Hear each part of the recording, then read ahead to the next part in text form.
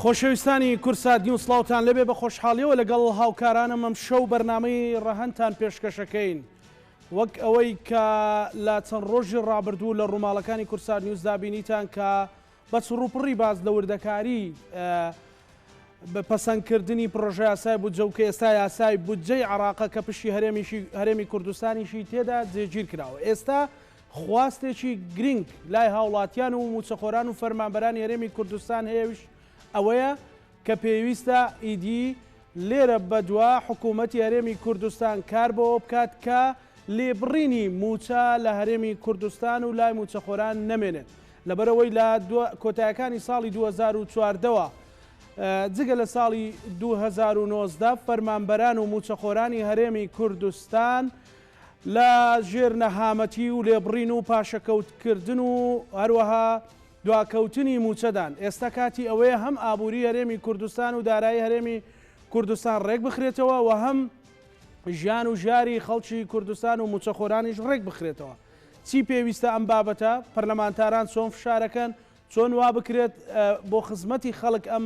یاسایە بەکار بهێنرێت. ئەم شەو هەمووانە لە ڕەهەند گفتوگۆی لەبارەوەکەین بە میوانداری هەریەک لە بەڕێزان لێرە لە ستۆدیۆکانمان لە سلێمانی بەڕێز لوقمان وەردی ئەندامی فراکسیۆنی یەکێتی لە پەرلەمانی کوردستان کاک لوقمان زۆر بەخێر بێ. هەروەها لە ستۆدیۆکانمان لە هەولێر بەڕێز ڕێبوار بابکەی ئەندامی فراکسیۆنی پارتی لە پەرلەمانی کوردستان بەڕێزیشتان بەخێر بێن کاک ڕێبوار. هەروەها لە ستۆدیۆکانمان لە سلێمانی دکتۆر کاروان حەمەد ساڵح چاودێری سیاسی و پسپۆڕی ئابووریمان لەگەڵە بێ. کاک لوقمان من پرسیاریەوە ئاڕاستی جەنابەت بکەم، ئێوە بەشێکی زۆرتان باستان لەوە کردووە کە هەوڵەدەن ژیانی خەڵک باش بێت، هەوڵەدەن کار بۆ خزمەتی خەڵکەکەن بۆ پشتیوانی خەڵکەکەن لەگەڵ معانات و کێشەی خەڵکن. ئێستا ئەم یاسایە هەیە تا ڕادەیەک نرخینەوت باشە تا چەند گرینگە ئێستا هەمووتان لەگەڵ فراکسیۆنەکانی تر بە هەمانجی کار بکەن بۆ لابردنی یان ئەو بڕینەی کە هەیە لە موچەیە. بەڵێ گومانی تێدا نییە کە ڕێکەوتنی هەرێمی کوردستان لەگەڵ حکوومەتی فیدراڵی بە تایبەت بە تێپەڕاندنی بودجەی عێراق و جێگیرکردنی شایستە داراییەکانی هەرێمی کوردستان لە چوارچێوەی پرۆژە لە چوارچێوەی یاسای بودجەی عێراقیدا ئەمە هەنگاوێکی گرنگ بوو و دەستپێشکێکی گرنگیشە بۆ سەقامگیری ئابووری لە هەرێمی کوردستان، تەنانەت کاردانەوەی ئەبێ و کاریگەری لەسەر چارەسەرکردنی کێشە سیاسیەکانی نێوخۆی هەرێمی کوردستانیش لە داهاتوو ئەکیدم ئەمە ڕەنگەداتەوە و بەرزبوونەوەی نرخی دۆلار بەهای دۆلار و دابەزینی بەهای دیناری عێراقی و بەرزبوونەوەی نرخی نەوت بۆ سەروی 63-64 تەنانەت هەندێک جار نزیک بۆ 70 دۆلار. ئەمانە هەموو کاریگەری ئەبێت چونکە خۆتان نەزانن داهاتی هەرێمی کوردستان بەشی زۆری پشتە بەستێ بە نەوت و پێشووتریش ئێمە لەگەڵ بەرپرسانی حکوومەتی هەرێمی کوردستان و لایەنە پەیوەندیدارەکان وەکو ئەندامی پەرلەمان کاتێ بە دۆداچوونمان کردووە لەسەر کێشە داراییەکانی هەرێمی کوردستان جەخت لەوە کراوەتەوە کاتێ هەرێمی کوردستان نرخی نەوت لە سەروی 60 دۆلارەوە تێ ئەپەڕێ زۆرێک سەقامگیریەکی دارایی لە هەرێمی کوردستاندا دروست دەبێت حکوومەت ئەتوانێت موچە بدا. بۆیە من پێم وایە دوای پەسەندکردنی بودجێ عێراق و جێگیرکردنی شایستە داراییەکان دوای ئەو هەنگاوە مەزنەی کە نرا لە پەسەندکردنی بودجە، دوای ئەوەی ئەو ڕۆڵە گەورەی کە شاندی دانوستانکاری هەرێمی کوردستان بە سەرۆکایەتی قوبات تاڵەبانی ئەو دەستکەوتە گەوری بۆ میلەتەکەمان و دەستێنا، من پێم وایە کاتی ئەوە هاتووە حکوومەتی هەرێمی کوردستان بەبێ لێبڕین موچە بەسەر فەرمانبەرانی هەرێمی کوردستان بکات، دابەش بکات لە هەمان کاتدا سوپاسی خۆڕاگری فەرمانبەران و خەڵکی کوردستان بکرێکە لە قۆناغە سەختە قەیرانە داراییەکاندا هاوڵاتیان فەرمانبەران پشتیوانی حکوومەتی هەرێمی کوردستان بوونە تەقبولی ئەو دۆخە دارایی خراپیان کردیا. کاتێک کە دۆخی دارایی هەرێمیش چاکە بێ بێگومان یەکێک لە ئەرکەکانی حکوومەتی هەرێمی کوردستانەوەیە کە بیر لە باشترکردنی بژێوی فەرمانبەران بکات و پێشووتریش بیرمان نەچێت کە حکوومەتی هەرێمی کوردستان خۆی ڕایگەیاندووە کە ئەولەویەت بۆ موچەیە لە هەرێمی کوردستان واتە هەر داهاتێک لە هەرێمی کوردستان بۆ دەست دێت پێویستە ئەولەویەت بدرێ بە موچە ئەوەی کە بەپەی بە دوواداچوونەکانی ئێمە داهاتی خاڵە سنووریەکان و داهاتی ناوخۆ لە زەریبە و لە باج و دەرامەتی ناوخۆ و داهاتی نەوتیش بەڕادەیەک بەرز بۆتەوە کە تەسەوڕ ئەەکەم حکوومەتی هەرێمی کوردستان ئەتوانێ موچە بەبێ لێبڕیمدا هاوزەمان لەگەڵ ئەوە ئەبێ حکوومەت بێگومان لە چاکسازی لە سێکتەرە جیاوازەکانی حکومڕانی و هەمە چەشنکردنی سەرچاوەکانی داهات بەردەوام بێ بە دیاریکراوی و لە سەرچاوەکانی داهات چاکسازی بەردەوام بکە بۆ ئەوی بتوانێ هەم موچە بەبێ لێبڕیمدا هەم خزمەت گوزاری پێویستیش پێشکەش بە کاکمان ئێوە لە ماوەی ڕاوردی هێشتا پرۆژیاسە بودجە پەسەند نەکرابوو باستان لەوە کردکە پێویستە ئیدی موچە بەبێ لێبڕین دابشکرێک و فراکسیۆنی یەکێتی لە پەرلەمانی کوردستان ئێستا کە بۆ بە یاسا و ڕێکەوتنێک هەیەوە هەموو لایەک پێی دڵخۆشە چەند گرینگە ئەمە ببێتە فشارێکی پەرلەمانی و هەم ئێوە تیمتان لە حکوومەتی پارتی دموکراتی کوردستان تیمی هەیە لە حکوومەت دروستنەوەی گۆڕان بتوانن ئەم لێک تێگەیشتنە دروست بکرێن. ئێمە پێشووتر لە ڕاگەیاندراوێکی فراکسیۆنی یەکێتی نیشتیمانی کوردستان ڕامان گەیاندووە و بێگومان ئێمە باوەڕی تەواویشمان بەکاری پێکەوە بوون هەیە لەگەڵ فراکسیۆنە جیاوازەکان لە پەرلەمانی کوردستان بەتایبەت لەگەڵ ئەو فراکسیۆنانی کە بێکەوە حکوومەتی هەرێمی کوردستانمان پێکهێناوە و من پێم وایە ئەرچی لە پێشینەی ئێمەیە فراکسیۆنەکانی بەشدار لە حکوومەت بەر لە فراکسیۆنەکانی تر جەخت بکەینەوە لەسەر ئەوەی کەوا حکوومەتی هەرێمی کوردستان ئەرچێتی موچە بەبێ لێبڕیمدا دۆخی ژیان و گوزەرانی چین و توێژە جیاوازیەکانی هەرێمی کوردستان باش بکات و ئەو قۆناغە سەختەدارایی کە هەیە بە یەکگرتووی یەک و یەکگرتووی تێکمان پەڕاند و ئەو هەوڵە گرنگەی کە لە ئەنجامی سەفەری شاندی دانوستانکاری هەرێمی کوردستان بە سەرۆکاتی قوبات تاڵەبانی و زیاتر لە 200 کاتژمێری گفتوگۆ کە دەرەنجامەکەی بەوەوە دەست هات کە ڕێکەوتنی بودجەکرا ئەمە دەست پێ بکەینە دەستپێچێکی خاڵێکی وەچەرخانێکی گرنگ هەم بۆ یەکێتی و یەکریزینە و خۆمان هەم بتوانین ئەم لێبڕینە موچە کە هاوڵاتیانی هەرێمی کوردستان و موچەخۆران چاویان لێە هەمومان بەیەکەوە فشار لەسەر حکوومەتی هەرێمی کوردستان بکەین و داوا لە حکوومەتی خۆمان بکەین کە پێویستە لێبڕینی موچە کۆتایی بێ و موچە بە تەواوەتی بەسەر فەرمانبەرانی هەرێمی کوردستان دابەش بکرێت. زۆر باش کاک لوقمان کاک ڕێبوار ئەم کاتت باش بۆ چوونی بەڕێستان لەسەرەوەی کە ئیدی تەکانێک بە ژیان و ژیاری خەڵکی کوردستان و بە موچەی فەرمانبەران ببدرێتەوە کە خۆت ئەزانی لە ماوەی ڕابردوودا ڕوبەڕووی کۆمەڵێک ئاستەنجی گەورە بوونەوە چەند گرینگە هەمووتان لە پەرلەمانی کوردستان بە هەماهەنگی بەبێ هیچ مزایدێک ئەوە بکەنە بەرنامەی کار و کاری لەسەر بکەن بۆ لێ تێگەیشتن لەگەڵ حکوومەتی هەرێمی کوردستان. سلااو کاکزانە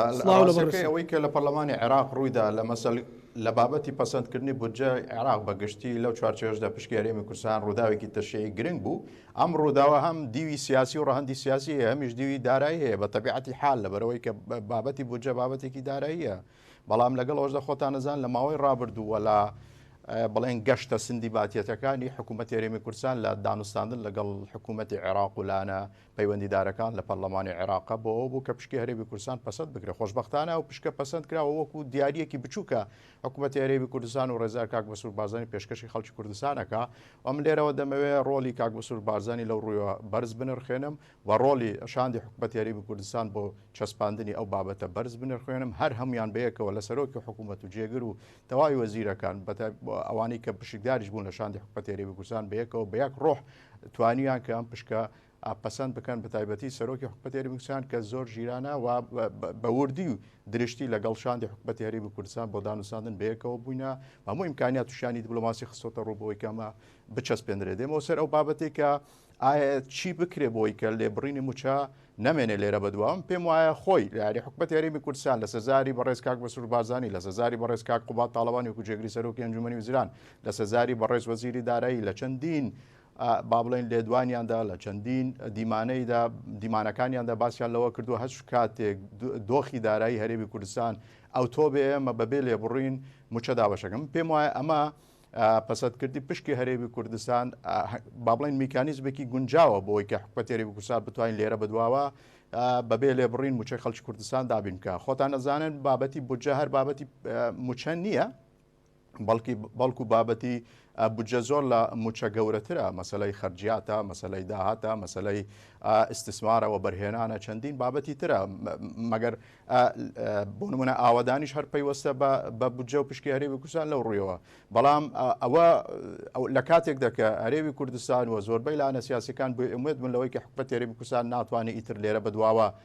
موچە دابین بکە خۆشبەختانە ئەمە وەکو باسی کرد دیارەکی بچوک بوو بۆ هاوڵاتیاری هەرێمی کوردستان و بۆ تێکرا هێزولانە سیاسیەکان کە ئیتر لەمە دوام پێم وایە ئومێدی گەورە هەیە بۆی کە حکومەتی هەرێمی کوردستان بەبێ لێ بڕین بتوانێت موچەکە دابش بکە ئەم پێم وایە ئەو بابەتە ئیتر حکومەتی هەرێمی کوردستان هەچ کاتێکە من پێم وایە لە مانگی چارەوە دەست پێ دەکات کاتێککە با بڵێن شایستەداراییەکانی هەرێمی کوردستان گەیشت ئیتر هە لە مانگی چارەوە حکومەتی هەرێمی کوردستانەوە ڕادەگەینێ کە بە موچە بەبێ لێ بڕین دابش بکە کاکزانە بابەتی پشکی هەرێمی کوردستان هەندێک بابەت هەیە لە سەروی ئەتوانین لە سەروی پشکی هەرێمی کوردستانەوە خوێندنەوەی بۆکەین کە بابەتی استراتیژی گرنگن پەیوەست بوون بە قواری هەرێمی کوردستان پەیوەست بوون بە مەلەفی نەوتی هەرێمی کوردستان پەیوەست بوو بە ئۆتۆنۆمیزکردنی مەلەفی نەوتی هەرێمی کوردستان خۆتانزان هەندێک دەنگ لێرە و لەوێ هەبوو کە بۆ هەڵوەشانەوەی قواری هەرێمی کوردستان پەسەندکردنی پشکی هەرێمی کوردستان خۆی لە خۆیدا مسیجێکی ڕوونە بەوەی کە هەرێمی کوردستان لەسەر بنەمای جوگرافیای هەرێمی وەکو هەرێمی کوردستان دانی پێنراوە نەک لەسەر بنەمای پارێزگاکان خاڵێکی تریش ئەوەیە کە خۆتان نەزان لە ساڵی 2014ەوە تاوەکو سەردەمی عبادیش مشتمور سیاسیەکان نێوان هەولێر و بەغدا لەسەر ئەوە بوو کە پێویستە حکومەتی هەرێمی کوردستان مەلەفی نەوت ڕادەستی عێراق بکە خۆی لە خۆیدا کاتێک لە چوارچەوەی ڕێکەوتنامەکە هاتووە کە حکومەتی عێراق داوای ئەقیامی نەوت ئەکا واتە حکومەتی هەرێمی کوردستان ئەتوانێت سەربەخۆ نەوتەکە فرۆشی بەڵام بەپێی نرخی سۆمۆ کاتێک کە نەوتە فرۆشێ پارەکەیان ڕادەست بکە ئەمەش بۆ خۆی لە خۆیدا ڕاستە ئەترافێکی یاساییە بەپێی یاسای بودجەی 2021 بۆ ئۆتۆنۆمیزکردنی سەربەخۆکردنی مەلەفینەوە ئەمە بابەتی استراتیژی گرنگن ئەما و خوێندنەوانەی لەیەکرێت کە لە پشتی بودجە بابەتێکی ژیاری حیاتیە موچەخۆرانی هەرێمی کوردستان چاوەڕێ ئەوەن تەنانەت سێکتەرەکانیش لە هەرێمی کوردستان ئەوانەیشی کە پەیوەستن بە ئاوادنی ئەو پرۆژەشان ئەو پرۆژانشی کە ڕاوەستاون ئەو پرۆژانەی کە فەرمانیان بۆ دەرچوو هەموو ئەمانە چاوەڕێ ئەوەن کە پشکی هەرێمی کوردستان بگا بەوەی کە دەست پێ بکرێت خاڵێکی تر زۆر گرنگە خۆتان نەزانن حکومەتی هەرێمی کوردستان لە ماوەی ڕابردوو بڕیاریدا بوو کە پرۆژە یاسای بودجەی هەرێمی کوردستان بنێرێتە پەرلەمانی کوردستان بڵێ نەخشە ڕێگای دارایی حکومەتی هەرێمی کوردستان لەسەر دوو سیناریۆ ئاواکرا بوو سیناریۆی ئەلف ئەوە بوو ئەگەر پشکی هەرێمی کوردستان بێ لەسەر ئەوە ساسە دەخەملێنرێ پرۆژە یاسایەکە دێتە پەرلەمان دەکەوێتە ژێر تێڕوانینی با بڵێن پەرلەمانتاران بۆی کە گفتوگۆیەکی تێریتۆسەلی مانتقیانەی بابەتیانەی لەسەر بکرێت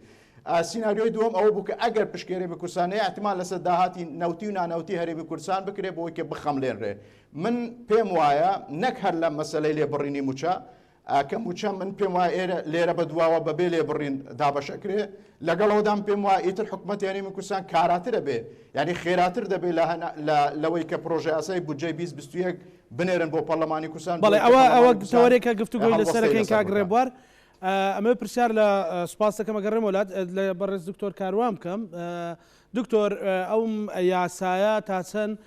کاریگەری دەبێت لەسەر بژانەوەی دارایی هەرێمی کوردستان و پاڵنەرێک ببێت یان هۆکارێک بێت بۆ ئەوەی هەرێمی کوردستانیش دەست بکات بە چاکسازی لە مەلەفی نەوت لە خاڵە سنووریەکان لە ڕێخستنەوەی و ئەوەی کاک ڕێبوار و کاک لوقمان وتیان تەنانەت لە ئامادەکردنی پرۆژە یاسای بودجە بە خێرایی بۆ هەرێمی کوردستانیش. بەڵێ سەرتا سپاس بۆ جەنابەت کاکسان سپاس بۆ بەڕێزان دکتۆر میوانە بەڕێزەکانەکەم لە ڕاستیە لە هەموو وڵاتەکە لە پرۆسەی حکومڕانیە ینی بودجە کۆڵەکەی بەڕێوەبردننی ئەو وڵاتەیە بودجە پێت ئەڵێ ئەم وڵاتە بەتەمای چییە و خەریکی چییە و هەنگاو بۆ چیەنێ بەداخەوە لە هەرێمی کوردستان نزیکی 7 ساڵە بۆ 8 ساڵە ئێمە بودجەیەکمان نیە ئێستا کە عێراق دوای کێشمێکی زۆر بودجەی پەسەند کرد ئەمە بەڕاستی ئەم هەنگاوی کە ناوێتی وەک وەڵامێکی خێرایە بۆ لە ماوەی 4 مانگی ڕابردووە کە عێراق خۆی بەگشتی لە سیراعێکی زۆر قورسا بوو لەگەڵ قەیرانی داراییە و نزیک ببووە لە ڕووخان دەتەواوەتی چونکە احتیاتی دارایەکەی زۆر کەم ببووە و مەوزوعی هاتنی ڤایرۆسی کۆرۆنا و کۆمەڵە لەشت کە لەبەرەوەی ژێرخانێکی ئابووری بەهێز نەبووە هەر لە 90 پشتی بەنەوت بەستە بوو ئەمە وای کردبوو کە لە ناچارە دەست بەرێ بۆ شتێک کە پێوترێ کەمکردنەوەی بەهای دینار و ئەم بودجەیە بەشێکی زۆری لە ڕوانگەی منەوە بۆکو بڵێ شەریعەتدانە بۆ بڕیارەکە ئەتوانین بڵێ حکومەتی عێراقی لە 4 ڕۆوە پاراست یەکەمیان ئەوەیە کە احتیاتی داراییەکەی پاراست لە ئیفلاس بوون وەزائیدەن وای کرد کە کورتێنانی بودجەکەم بکاتەوە کە ئێستا پەسەند کرا و لەگەڵ ئەوەی کەم بووە لەسەر هەموو ئەمانە کە وای کردووە عێراق جارێکی تر جوڵەی دارایی و ئابووری چکە لە ماوەی ڕابردە تووشی شڵەژانی ئابووری تەنانە شڵەژانی سیاسیش بوو بیەوە کە لە لێواری مەرگا بوو کە ئەگەر بێت و مردار بوایەتەوە بە دڵنیاییەوە ئەبووبار بەسەر وڵاتانەوە و لێرەشەوە دۆخی ئەمنیەکەیشی تێکچەکە چکە ئێمە ئەبێ ئەوە بزانین کە پەیوەندی سیاسی و ئابووری و ئەمنی لە عێراقا پەیوەندێکی زۆر متەبادلە ئەمنیەکەیشی زۆر کاریگەری خراپی لەسەر عێراق بوو تێپەڕاندنی بودجە خاڵێکی گرنگە بۆ عێراق و ئەتوانین بڵین هەموو لایەنەکان توانیوانە بە جۆرێک کۆدەنگیەک دروستکەن و تەنانەت وڵاتانی ئیقلیمی وڵاتانی جیهانیش لەسەر خەت بوون لەو مۆزوعەیە و تیمی دانوستکاران وەک بینیمان ماندوو بوون لەگەڵ پرۆسەکەیە بەڵام ئایا تا چەند ئەمە لە بەرژەوەندی هەرێمی کوردستانە ئەوە بەدەست هەرێمی کوردستان خۆیەتی ئەگەر بێت و هەرێمی کوردستان هەموو بودجێ عێراقیش بۆ هەرێمی کوردستان بێ بەڵام هەرێمی کوردستان ئیرادەی چاکسازی نەبێ ئیرادەی دروستکردنی بودجەیەکی نیشتیمانی و حکومڕانەیەکی نیشتیمانی نەبێ بەدڵنیایە و هەرێمی کوردستان استفادە لێ ناکە وەک بینیمان نرخ نەوت بەرز دەبێتەوە دا ئەبەزێ هەر لێ بڕینی موچە هەیە کەواتە ئێمە پێویستمان بە ئیرادەیەکی نیشتیمانی هەیە بۆ بەگەرخستنی ئەو فرسەتانی کە لە بودجێ عێراقا بە هەرێمی کوردستان دراوە چونکە ڕوونە لامان من بەدڵنیایی و ڕاستە هەرێمی عێراق ئەگەر بە داتا و ئەرقام قسە بکەین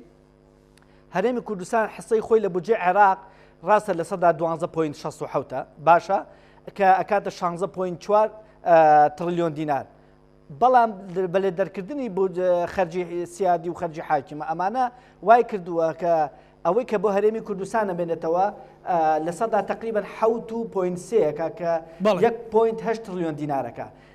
ئەوەی کە هەرێمی کوردستان پابەندە و ئیلتیزاماتە بەرامبەر بەغدابیدا نزیکی 801 ملیارە ئەوەشی کە بەغدا ئیلتیزامی هەیە بەرامبەر بە هەرێم 816 ملیارە بڕێکی کەمی بۆ ئەمێنێتەوە لە ڕووی دارایە بەڵام ئەبێ بزانین لە ڕووی سیاسیەوە ئەم بودجە زیاتر ئەتوانین بڵین وێنەیەکی سیاسی هەبوو جیاواز لە هەموو بودجەکانی ڕابردووی عێراق لەبەر ئەوەی کە عێراق ئەوە دۆخەکەیەتی وەزائیدەن لە سەروبەندی کۆمەڵی ڕێکەوتنایە بۆیە کۆمەڵی فرسەتی سیاسی و ئابووریشی پێدراوە ئەبینین چاو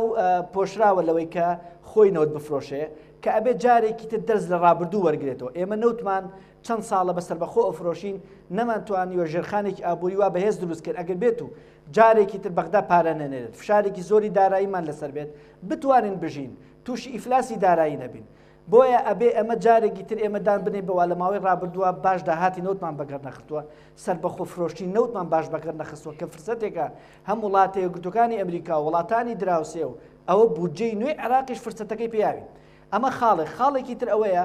پابندبوون بەم بودجەوە ئێمە بۆچی پابند بین ڕاستە لە ڕووی داراییەوە یعنی ئەتوانین بڵێن من ناوە سەربەسەر لی دەرچوون هەردووکیان ڕێکەوتنێکە بۆی سەربەسەر لی دەرچن بۆی سەر ئێشەکەم بێتەوە بودجە تێپەڕێ بەڵام سوودەکانی پابندبوونی هەرێم چییە؟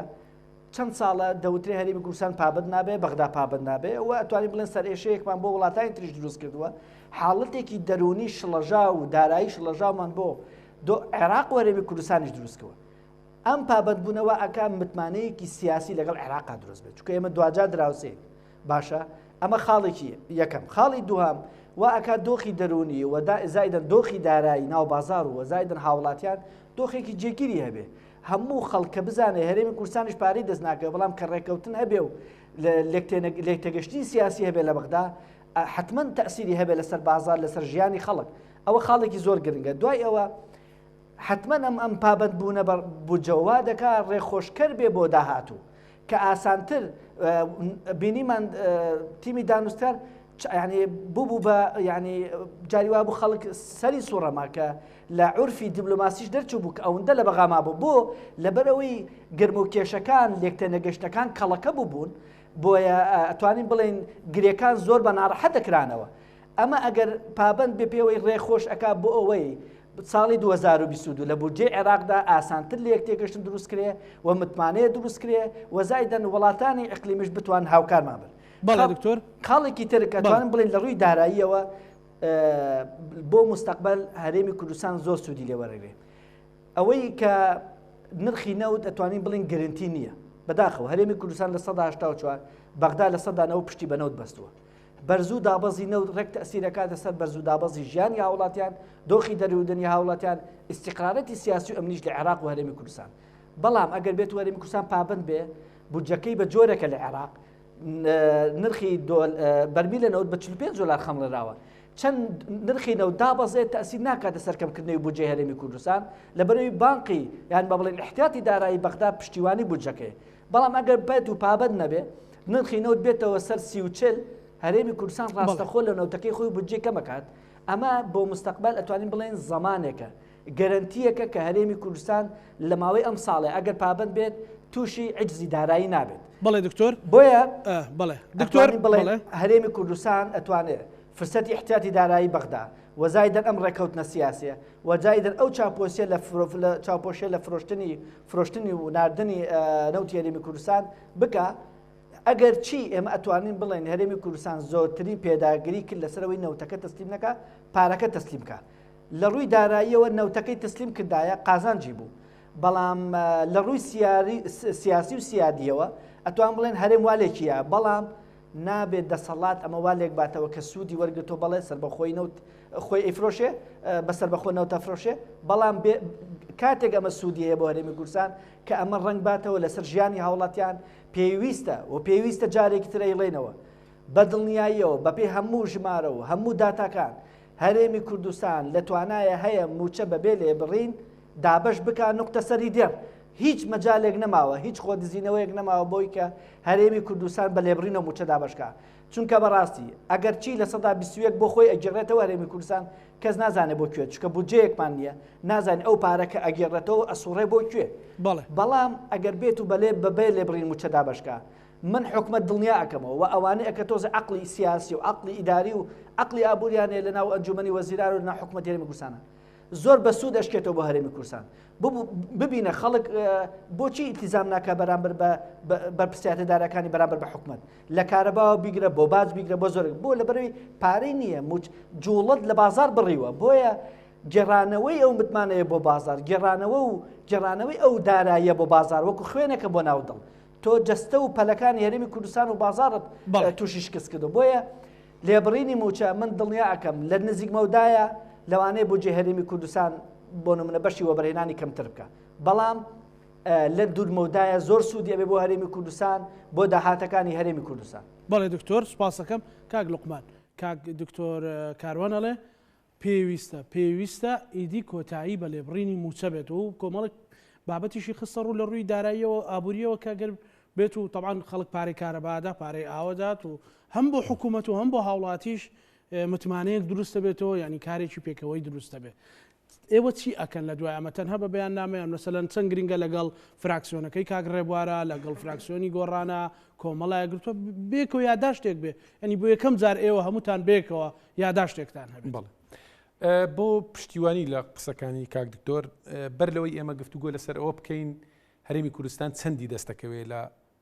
جێژیکردنی شایستە داراییەکانی بودجێ عراقی جێڕانەوەی متمانە لە نێوان هەرێم و حکوومەتی فیدراڵی من پێم وایە هەنگاوێکی زۆر دروست و گرنگ بوو چونکە لە دوای نەخۆشکرد کەوتنی سەرۆک مامزەلال و دوورکەوتنەوەی لە گۆڕەپانی سیاسی عراق خۆتان نەزان پەیوەندیەکانی نێوانی هەرێم و عراق بە شێوازێک ئاڵۆز و تێکچوو کە هەوراز و نشێوی زۆری بڕی و زۆر جار ئەگەیشتە لێواری تەنانەت لێکترازانی یەکجارەکی و بوونی خەتەر لەسەر قەواری سیاسی هەرێمی کوردستان بۆیە دیاریکردنی شاندی هەرێمی کوردستان و بە دیاریکردنی قوبات تاڵبانی بە سەرۆکایەتی شاند من پێم وایە بڕیارێکی ڕاست و دروست بوو چونکە زۆر حەکیمانە زۆر لێزانانە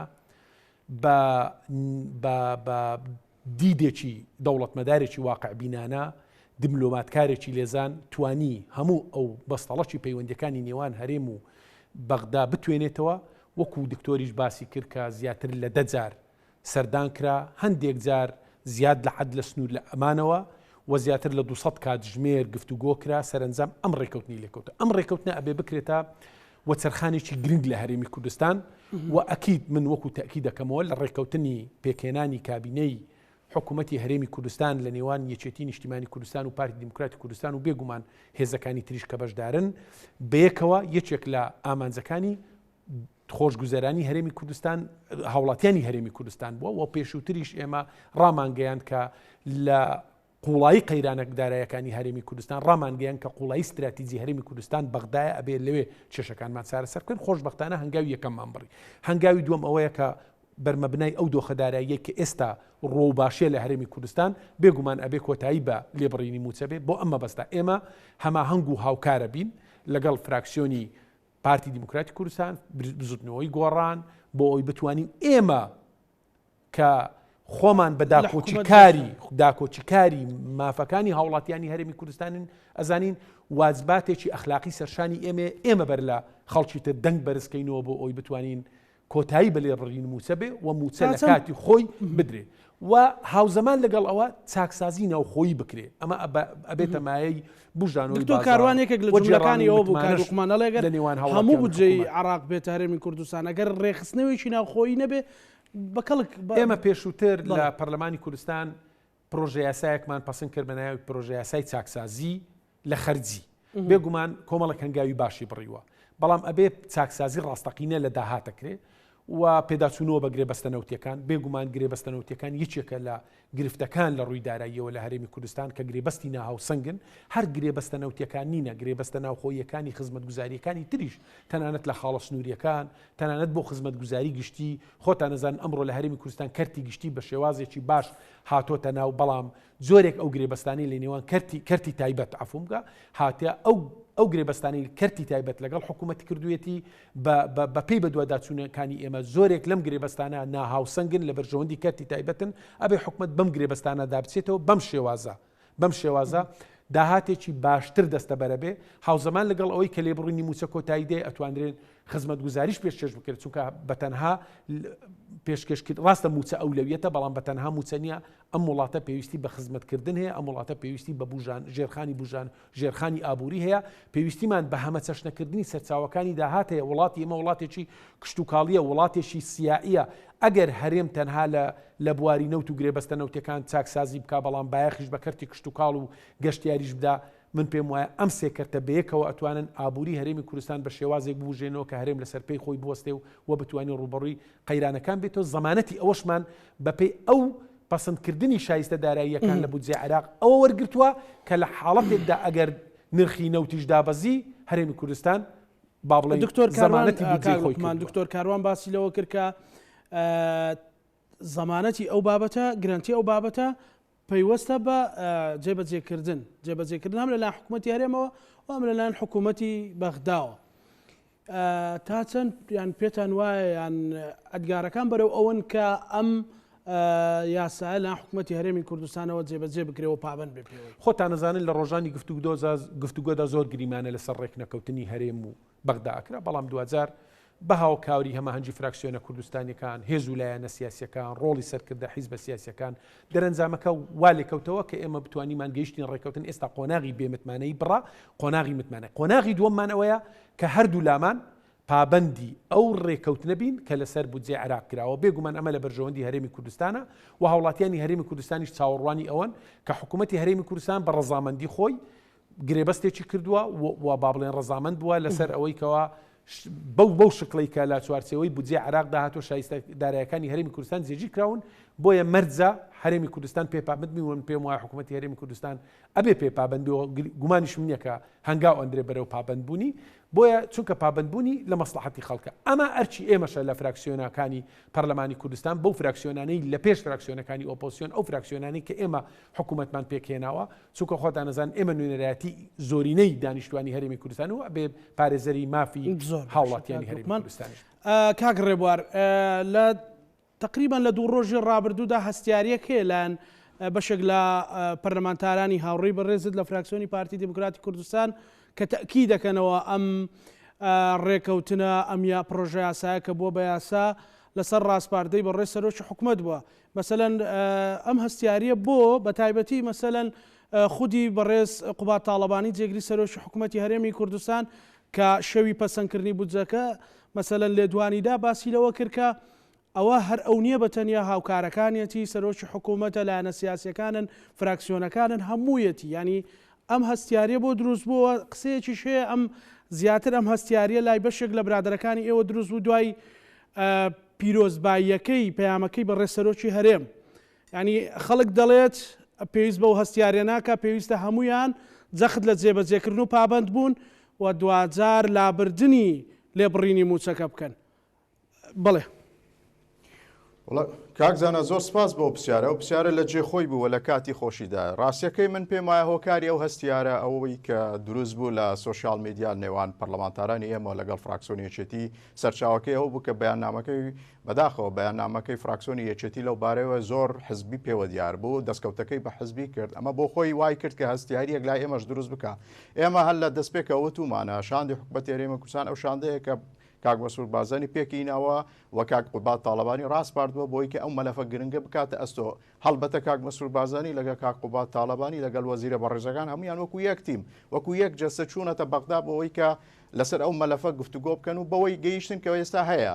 ئەو بابەتە لە ڕاستی پێویستە دەستکەوتێکی نیشتیمانی بێ، دەستکەوتێک بێ بە تایبەتی بۆ دۆخی ئێستای دارایی ناکرێ خوێندنەوەیەکی حزبی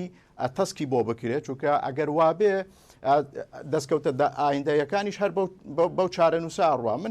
من حەزەکەم تاکید لەسەرەوە بکەمەوە هەر لە دەستپێکی دروستبوونی کابینەی نوێمی حکومەتی هەرێمی کوردستان کاتێک کە کاک مەسعود بارزانی سەردانی بەغداکە ئالەوێ ئاڵێ بەغدا ئەو دەرگایە کە پێویستە لەو دەرگایەوە هەموو کێشەکانمان چارەسەرکەن. دوایە دێ لە ڕێکەوتنی شنگال دێتەکایەوە، دوای ئەوە پەسەندکردنی بودجە و ڕێکەوتنی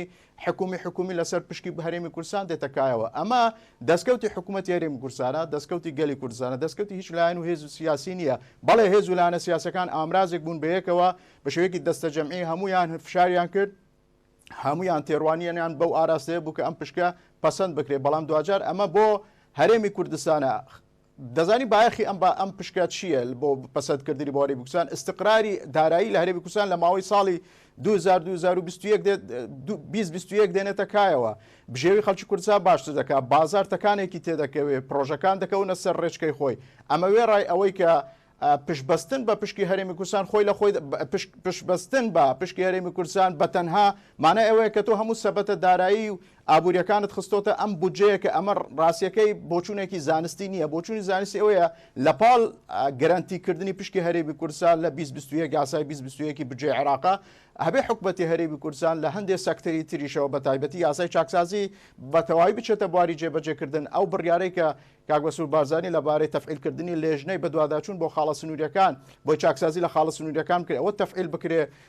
چاکسازی لە خاڵە سنووریەکانە بکرێ، هەندێک بابەتی تر. بۆیە ئەمە جەخت ئەەکەینەوە لەگەڵ پشکی هەرێمی کوردستان و پەنابردن بۆ پشکی هەرێمی کوردستان پێویستە داهاتی تریش لە هەرێمی کوردستان زۆر و زەوەند بگرێ. تەنوێعکردنی مەسادری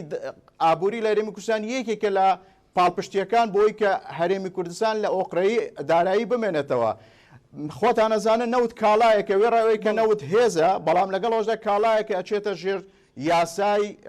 عەرز و تەڵەب. ڕەنگە کاتێک ئەگەر ئەم کاڵایە نرخەکەی بێتە خوارێ ئەو ئۆقرەیە دارایی هەرێمی کوردستان تێک بچێ. بۆیە پشتبەستن بە پشکی هەرێمی کوردستان حاڵەتێکی گرنگە، بەڵام لەگەڵەوەشدا پێویستە حکومەتی هەرێمی کوردستان هەنگاو بە ئاراستەی تەنوێعکردنی مەسادری اقتصادی لەگەڵەوەشدا یاسای چاکسازی کە لە ڕاستیدا هەنگاوی باشی بڕیوە لەو ڕوویەوە هێشتن بە تەواوی ئەم یاسای بچێتە بواری جێبەجێکردن. بۆیە من جەخت دەکەمەوە کە ئەم دەستکەوتە دەستکەوتی گەلی کوردستانە، دەستکەوتی حکومەتی هەرێمی کوردستانە، دەستکەوتی هەموو هێز و لایەنە سیاسەکان تەنانەت بە ئۆپۆزیسیۆنیشەوە لە هەرێمی کوردستان، دەستکەوتی هیچ حزبێک نییە بەتەنها. ئەبێ بەو ئاراستەی ئیش بکەین بۆی کە ئەوانشی ماوە بە تایبەتی لە ماسەلەی ناوچەدا بڕێنراوەکان. ئێمە خۆ کێشەی ئێمە لەگەڵ بەغدا هەر کێشەی دارایی نییە، خۆتان نەزان دێک کێشەی استراتیجیمانەیە، ئەندێک کێشەمانای پەیوەستە بە خاک، ئەوە کێشەی کەرکووکە، ئەوە کێشەی ناوچەدا بڕاوەکانە بە شێوەیەکی گشتی. پێویستیمان بە تێڕوانینێکی ئەوتۆ هەیە کە بتوانین ئەو مافانەی کە لێمان زەوت کراوە بەدەست بێنن. ئەم ڕوحیەتەی نێوان کاک مەسعود بارزانی و ئەو هاریکاریە لە نێوان کاک مەسعود بارزانی و کاک قوبات تاڵەبانیە پێویستیمان بەو ڕوحیەتە و بەدەستە جەمعیە بۆی کە ئەوەی لە ماوەی ساڵانی ڕابردوو لە دەستمان چووە بەدەستی بێنینەوە. ئەگەر بەو شێوەیە ئیش نەکەین ئێمە ناتوانین ئەو مافە زەوت کراوانەی کە دەستوری عێراق پێی بەخشین جارێکی تر بیگەڕینەوە بۆ هەرێمی کوردستان. بەڵێ کاک ڕێبوار دکتۆر کاروان، یعنی کەواتە لێرە بەدووە ئەکرێت چۆن بۆ ئەم چەند مانگە تا کۆتایی ساڵی 2021 سەیری دارایی و ئابووری هەرێمی کوردستان بکەین، بە تایبەتی بازار،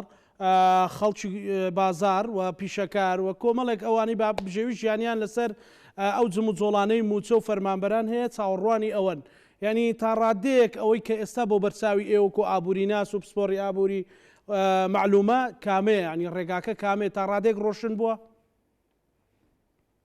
کاکزانە وەڵای من پێم باش نییە لە سەروبەندی هەموو پەسەندکردنێکی بودجە هەموو ڕێکەوتنێک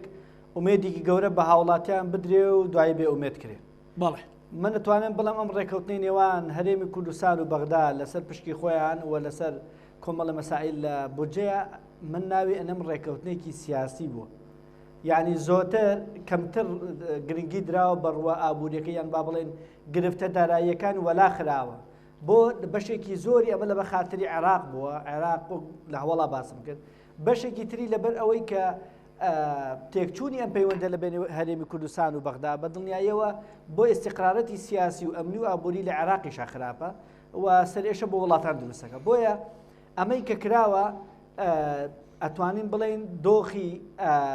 دەرونی هاوڵاتیان باش ئەکات. هەمیشە لە ڕێکەوتنە، هەمیشە لە ئاشتیە ئاوادانی ئەیە، هەمیشە لە ڕێگنەکەوتن و سیراعی سیاسیە ئەتوانین بڵێن جۆرێک لە گرژی و جۆرێک لە شڵەژان هەیە بە تایبەتی بۆ ژیانی هاوڵاتیان. ئەمە ئەم ڕێکەوتنە لەوەی گرنگەکە لە سەروبەندێکان ئێمە بەهای ئەو پارەی هەرێمی کوردستانی شەمان بەهای پارەی هەوڵاتێکی عێراقەکە لە 18 کەمی کردووە بەهای دینارەکەی. بەڵام جیاوازی دۆخەکە ئەوەیە لە هەرێمی کوردستان سەرەڕای لە 18 لە 120 شیرێ بڕاوە کەواتە بە بەراورد بە ساڵی ڕابردوو هەرێمی کوردستان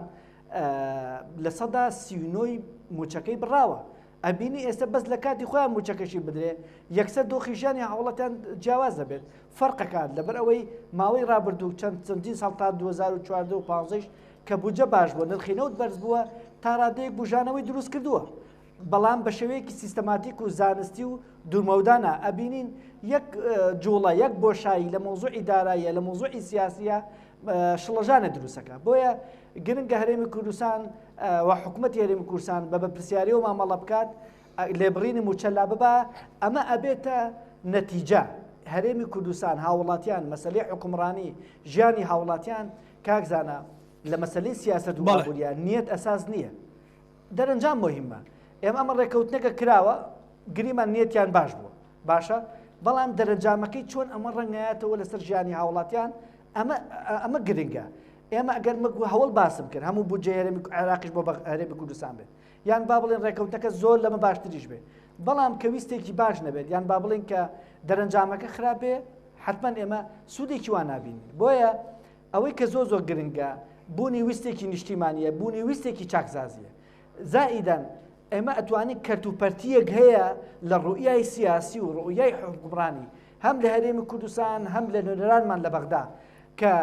ئەکبینیمان وەکو یەک تیم کە لە ماوەی ڕابردووە تیمی دانوسکە و لەگەڵ سەرۆک کۆمار و زائیدەن نوێنەرە جیاوازەکانی حیزبەکان لە پەرلەمانی عێراق و تەنانەت ئەوانش کە مۆرکی خەیانەتیان بەسەرا درابوو ئەبینین لەما ڕۆڵێکی باش ئەنگێراوە پێکەوە توانیوانە شتێک بکرێت کە دڵی هاوڵاتیان خۆش بکرێت. ئەمە ئەبێت لە هەرێمی کوردستانی شارڕەنگ باتەوە جیاواز لە ڕوئیا سیاسەکان پێویستە لە مۆزوع نیشتیمانیەکانە پێویستە جملەیە چی بوو لەو ئەوەی کە مۆرچی خیانەتیان بەسەر درابوو دکتۆر کاروان ئەزانی خۆی چەیە ئێمە من هەمیشە لەگەڵەوەم کە ئێمە واز لە کللتورێ بێنین ئەوەی کە ڕخنەیەکی لە خۆمانگر بڵێن ئەمە پیاوی بەغدایە ئەوەشی کە ڕخنەیەکی لە بەغداگرت بڵێن ئەمە بۆ نمونە پارتیە با بە سەراحەت بێڵم یەکێتیە نە ئێمە ئەبێ بەڕاستی وەختی ئەوەمان نییە ئێمە دانیشین وەکو بڵێ ئەم کەرتوپەرتیە فراوان بکەین. ئێمە لە سەروبەندی هەڵبژاردنین باشە بۆ حملەی هەڵبژاردنە هەچ حیزبێکە ئەتوانێت ئەمە بک بە دەستکەوتی خۆی باشە هیچ ئاسایی بە بەلامانەوە بەڵام ئەوەی کە گرنگە چی لە ژیانی هاوڵاتیانە گۆڕێ پێویستە هەرێمی کوردستان جارێکی تر بۆ ئەو بابەتانی کە پێویستە بە ژیانی هاوڵاتیان پێویستە مەوزوع حیزبەکان وەلا بنێن پێویستە سیراع حیزبەکان وەلا بنێن چونکە دوجار هاوڵاتیان زرانەکە و حکومڕانی بۆ چییە ئەگەر سوود نەگەێنە بە هاوڵاتیان پێویستە تیمی حکومەت سەرۆکی هەرێم لایەنە سیاسەکان ئەوانەی کە بەشدار لە حکومەت سیراعی سیاسی منافەسەی سیاسی بکەن لە ئەنجومەنی وەزیرانە کام وەزیرە حیزبە هەیە با پارتی شەڕ لەسەر ئەوە کا وەزیرەکەی زۆرترین خزمەتکە یەکێتی شەڕ لەسەر ئەوە کا وەزیرەکەی باشترین پرۆژەیە بێ باشترین خزمەتکە بەڵام نابێ ئێمە لە ئەنجومەنی وەزیران لە پەرلەمان ئیشەکە ئەوە بێ ئیشی یەکتری فەشەل پێبێنن فلان فراکسیۆن بێ یاسای فراکسیۆنەکەی تر سەر نەگرێت یعنی بۆ نمونە من یەک نمونە باسەکەم ڕووەکەمە ئەو دوو پەرلەمانتارە بەڕێزە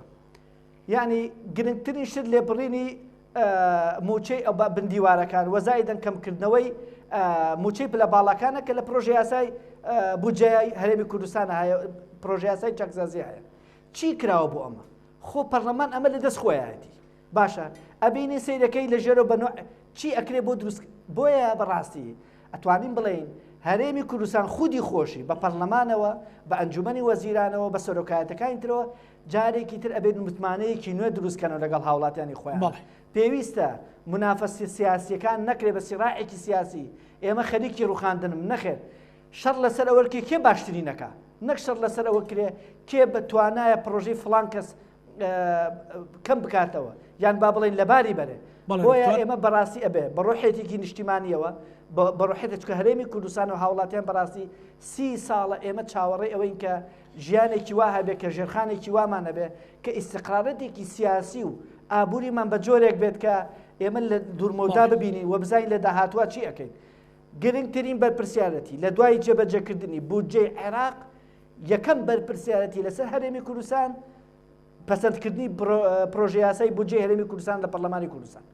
ئەمە ئەرکی یەکەمی پەرلەمانە ئەرکی یەکەمی حکوومەتە هەنگاوی یەکەمە بۆ ئەوەی بزانین ئەوەی لە بەغداوە ئێت لە ماوەی ئەم ساڵە بەپێی ئەم ڕێکەوتنە ڕوئیای خۆی دابڕێژێ لە ناو بودجەی هەرێمی کوردستانە ئەمە جارێکی تر ئیطمئنانێکی نەفسی و وەزائیدەن دارایش بۆ هەرێمی کوردستان دوورەکە و جێگیرێکی سیاسیبان با بڵێن ئەو ململانێ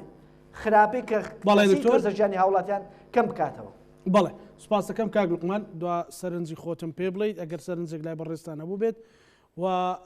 ئیدی لێرە بە دوا خەڵک چاوی لە هەنگاوەکانی ئێوەیە لە پەرلەمانتارەکان لە حکوومەت کە موچەی بەبێ لێ بڕین وەربگرێت. ئێمە ئەگەر بگەڕێمەوە بۆ سەر گفتوگۆکانمان لەگەڵ برای هاوکارم کاک دکتۆر ڕێبوار ئێمە بەیاننامەیەکمان دەرکرد کە پیرۆزباییمان لە خەڵکی کوردستان کردی و واقعبینانە سەیری دۆخەکەمان کردووە. ئەم دەستکەوتی تەواوی خەڵکی کوردستانە دەستکەوتی یەکریزی هێزە سیاسیەکانی کوردستانە بەڵام حقیقەتێک هەیە کە یەکێتی نیشتیمانی کوردستان ڕایگەیان کە قوڵایی استراتیجی هەرێمی کوردستان بەغدایە هاوزەمان لەگەڵ ئەوەی کە قوبات تاڵەبانی سەرۆکایەتی تیمی دانوستانکاری حکوومەتی هەرێمی کوردستانی کردووە و بە ژیرانە بە عەقڵانە بە وەکو دیبلۆماتکارێکی لێزان توانی ئاراستەی گفتوگۆکان بە ئاراستەی بەرژەوەندەکانی خەڵکی کوردستان بە هاوزەمان لەگەڵ ئەوە هاوسەرۆکی یەکێتی نیشتیمانی کوردستان بە ڕێزلاهوری شێخ زەنجی بەردەوام لە بەغدا بووە و لە ڕێگای دەرکردنی بەیاننامە سەرکردایەتی یەکێتی نیشتیمانی کوردستان پشتیوانی تەواوی تیمی دانوستانکاری هەرێمی کوردستانی کردووە و تەکیدی کردوتەوە کە هەموو تواناکە دیبلۆماسیەکانی سەرکردایەتی یەکێتی نیشتیمانی کوردستان هاوسەرۆکانی یەکێتی نیشتیمانی کوردستان لە خزمەتی سەرخستنی گفتوگۆکانە بن واتە ئەو پەیوەندیە حیزبیانەی ئەو پەیوەندە دیبلۆماسیانە یەکێتی نیشتیمانی کوردستان لەگەڵ هێز و سەرکردە سیاسی عێراقیەکانیان هەبووە لە هەموو ئاراستەکان لە خزمەتی سەرخستنی پرۆسەی گفتوگۆکان بووە. ئەمە دەستکەوتێکە بێگومان بە هاوکاری و هەماهەنگی تەواوی فراکسیۆنە کوردستانیەکان لە پەرلەمانی عێراقدا بۆیە 2000 ئەمە بۆ دەستکەوتی تەواوی خەڵکی کوردستان بۆیە هەمومان دەتوانین لە سای ئەم دەستکەوتە بێگومان هەنگاوی داهاتومان هەنگاوی زیاتر خزمەتکردنی خەڵکی کوردستان. سپاس دەکەم کاک لوقمان. کاک دکتۆر ڕێبوار دوا سەرنجی بەڕێستان و بیرت نەچێت سەرۆکی هەرێم پیرۆزبایی لە جەنابی کاقوبات تاڵەبانی کرد باڵێۆزخانەی ئەمریکا پیرۆزبایی لە جەنابی کاقوبات تاڵەبانی کرد کۆنسوڵخانەی ئەمریکا لە هەرێمی کوردستان پیرۆزبایی لە جەنابی کاقوبات تاڵەبانی کرد لە ڕاستیدا ئەمە واقع و حقیقەتە کاقوبات تاڵەبانی جێگیری سەرۆکی حکوومەتی هەرێمی کوردستانە کە ئەم حکوومەتە پێکاتوە لە یەکێتی و لە پارتی و لە بزوتنەوەی گۆڕان و لە هەموو ئەو هێزە سیاسیانەی کە بەشدارن. کاک دکتۆر ڕێبوار دوا سەرنجت بە کورتی بێ سپاس دەکەم. کاک زانە بەداخەوە ینی من حەز ناکەم وڵامکاریبی بۆ هاوکار برای بەڕێزم کاک لوقمان خۆی خودی ئەم دەربڕینانەی ئێستای کاک لوقمان جەختکردنەوە لەسەر بەیاننامە حزبیەکەی فراکسیۆنی یەکێتی و بە حزبیکردنی دەستکەوتەکە من نامەوێت بچمە خەلفیاتی ئەوەی کە پارتی چ ڕۆڵی هەبوو لە مەسەلەی پەسەندکردنی بودجە دوایەوە بەڕێزکە سەرۆکی هەرێمی کوردستان کە پیرۆزبایی لە کاقوبات تاڵەبانی کە لەمان کاتە پیرۆزبایی لە کاک نێچیروان بارزانیشی کرد بەڵام بەیاننامەکەی گرنگە فراکسیۆنی تەنها باسی کاقوبات تاڵەبانیەکە شان دەکات لە کاتێکدا لە بەیاننامەکە تەنها باس لە شان دەکات کە باس لە حکوومەتی هەرێمی کوردستان ناکە ئەوە بۆ خۆی لە خۆیدا بچووکردنەوەی حکوومەتە لە شاندێکدا کە ئەمە خۆی لە خۆیدا لە ڕاستیدا بێبەهاکردنی حکوومەتە من دەنجار بەش بە حاڵی خۆم لەگەڵ هاوڕێیانم لە پەرلەمانتارانی یەکێتی لە ناو پەرلەمانی کوردستان چەندجار لەسەر زاری خۆیان وتویانە شاندی حکوومەتی هەرێمی کوردستان دەسەڵاتی نییە شاندێکی لاوازە دێمە سەر ئەوەی کە ئێستا چی بکرێ باشە ئێستا قۆناغی ئەوەیە کە بژێوی هاوڵاتیانی هەرێمی کوردستان باش بکرێ یاسای چاکسازی بە پلە تایبەتەکان و پلە باڵاکانەوە بە بندیوارەکانەوە بچێتە بواری جێبەجێکردنەوە ببڕێ ئەو کۆمپانیانەی کە قەرزاری حکوومەتن کۆمپانیایکی وەکو نالێ کە 700 ملیۆن دلار قەرزاری حکوومەتە بێلەی بسێنرێتەوە چاکسازی لە خاڵە سنووریەکانە بکرێت تەنویعی مەسادری اقتصاد بکرێت لە هەرێمی کوردستان ئۆقرەیی و استقرارێکی دا ئابووری ئەو تۆ بێن نەپێشەوە بۆی لە مەسلحەتی خەڵک پرسە سیاسیەکان بۆ کاتی هەڵبژاردن بەجی بێڵێن ئێستا کاتی هەڵبژاردن نییە ناکرێت لە ئێستاوە تای هەڵبژاردنمان بێت. سپاس دەکەم دکتۆر سپاس دکتۆر ڕێبوار دکتۆر کاروان دوا سەرنج زۆر بە کورتی وڵات لە ڕاستیە ئێمە ئەتوانین بڵێن هاوڵاتیان و چاودێرەکانی چاودێری سیاسی چاودێری ئابووری هەموو ئەمانە ئێستا ئێمە چاور لە دەرەنجامی ئەم ڕێکەوتنەکەین و تەمەنا ئەەکەین وەک گوتم هەنگاوی یەکەم هەرێمی کوردستان دەست بەرێ بۆ پەسەندکردنی پرۆژه یاسای بودجە وەزائیدەن پەلەکردن لە پرۆژەی چاکسازی چونکە ئەوەی کە ئەتوانێت ئەم سەرکەوتنانە دووقات و سێقات کە ئەوەی ئەتوانێت ئەم فرسەتانی کە لە بەغداوە دراوە بە هەرێمی کوردستان بە ئاگاداری و چاودێری وڵاتانی دەراوسێ ئۆقلیمیش ئەوەی ئەتوانێت ئەم فرسەتە بەگەر بخات بریتە لە